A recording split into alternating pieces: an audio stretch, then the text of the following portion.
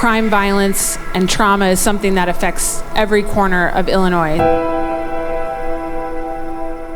All these survivors coming together from all parts of Illinois is so powerful.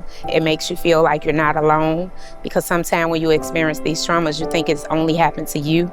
But then when you connect with somebody, you know, oh wow, there's others. And if we can come together, we're powerful enough to make the lawmakers listen to us.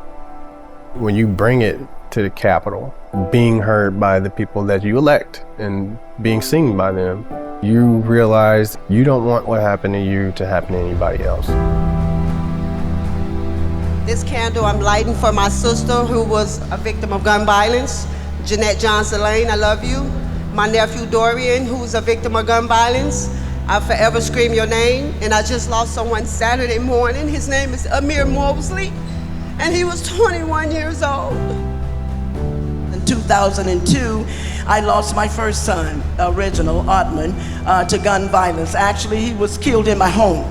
I don't want to see another family go through what I went through. The pain, the extraordinary pain that individuals feel because they are suffering from loss. They are survivors, but they are on the front lines of this fight. That's why we have fought to pass legislation that will make sure that you have the opportunity to deal with your grief, to deal with your pain, to make sure that we have opportunities to rebuild communities. So that's why we are here today to advocate for more reforms to help victims like HB 2493. This bill ensures that if you lose a family member to violence, you have up to 10 days unpaid leave. Up to 10 days of unpaid leave for survivors to take the necessary time out of work so that they can grieve, so they can recover, so that they can go get victim services, and that they can navigate the justice system. Survivors should never have to fear of losing their job when they are in mourning. We know that hurting people hurt people. One thing that most people don't know is healed people heal people. In a place like East St. Louis, where we know trauma is going to be rampant, we have to be able to stop the cycle of trauma before we can really heal. Disrupting the cycle of violence means supporting survivors right after something happens, before things can escalate, before they get trapped in the cycle of violence. Really kind of the missing piece to making a place like that very safe is the Trauma Recovery Center, expanding of services in trauma recovery centers. While we've expanded the Trauma Recovery Center model, we need more TRCs in the city of Chicago. We need more TRCs in East St. Louis.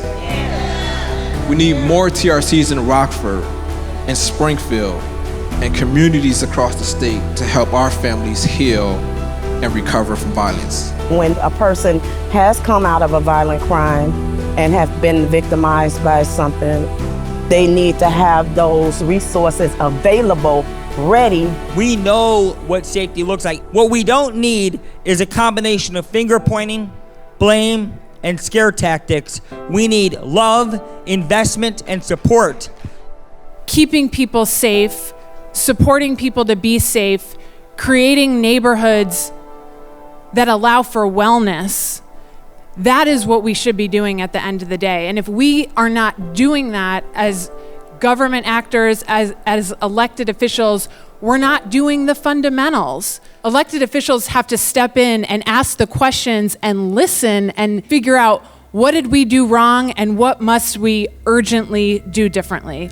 I have a lot of hope looking out across the room, knowing that you represent every corner of this state. I think survivors need to be at the forefront of public safety initiatives. And some of us have made the conscious effort to not be victims and be survivors.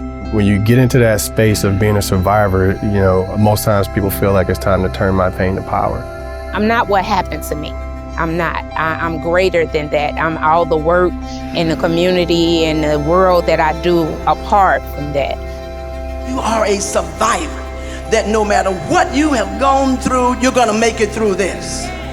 It makes a difference, because when survivors speak,